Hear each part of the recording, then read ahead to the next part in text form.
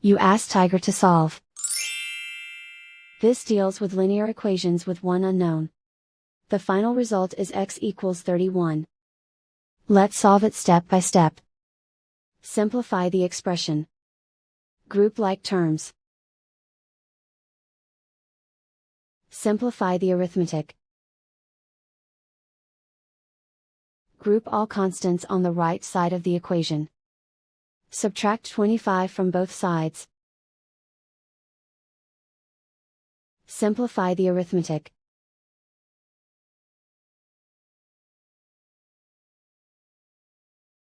Isolate the x. Divide both sides by 5. Simplify the fraction. Find the greatest common factor of the numerator and denominator.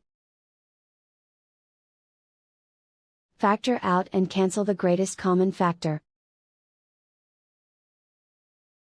And so the final result is x equals 31.